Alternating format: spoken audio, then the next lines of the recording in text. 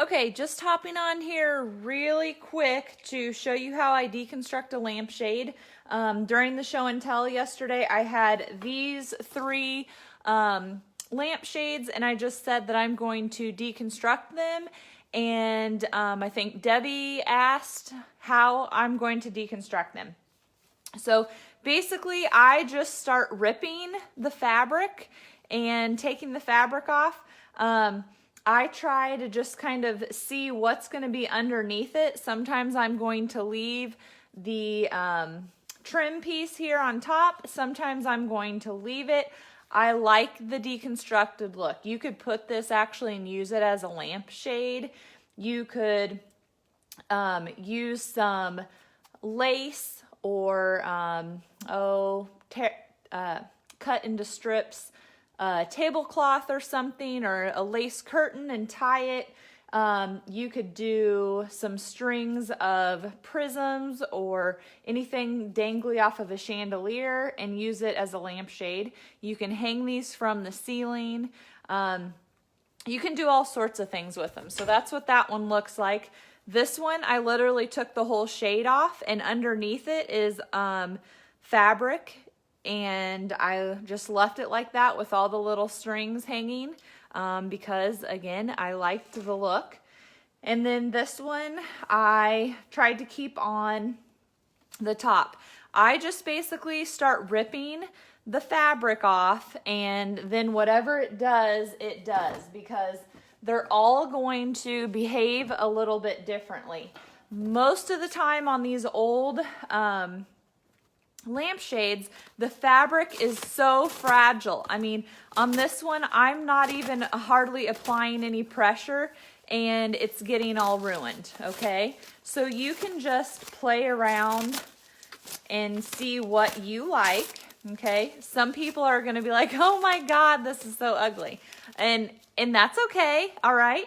But when you go to an antique shop or a junk shop, or you go to a junk show, they're going to do weird things like this. And it's going to look good. I mean, think about window displays, the Anthropology, different Junk Gypsy, different shows. They're going to do weird things like this. So you could just totally leave that like that. This one's a little bit nicer, I think. The fabric's not as old, but you can see that I can just apply pressure on it and totally rip up the fabric. And then I say play by ear because maybe you wanted to keep this on. Well, it's already starting to pop off, so it's not going to stay on. That doesn't mean you couldn't take all this fabric off and go back and hot glue this on, or use some of that E6000 glue. You totally could. And then pretty much I just rip and destroy the piece. And it's okay because that's the look I'm going for. Normally you don't need scissors or anything. The only time you might is when there is a seam in the fabric. Sometimes the stitching, the thread is, really tough. So if it stays on the top, it stays on. If it doesn't, it doesn't. This top is already pretty loose, or bottom is already pretty loose. So you could just leave it like that if you wanted, or you can take off the inside. This also, a lot of times the lampshades are going to have some mildew or dust or fly poop on them, and this is just an easy way to use the lampshade in a different way so that you don't feel like you have to throw it away.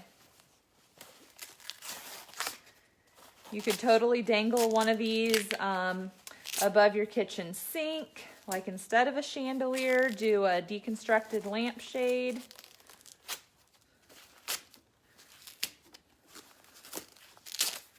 And that's all you do. And I'd probably on this one maybe go back and actually tack this on, just because it stayed pretty decently and it just gives it a decent look. You can see how I didn't get where the seams came together ripped off.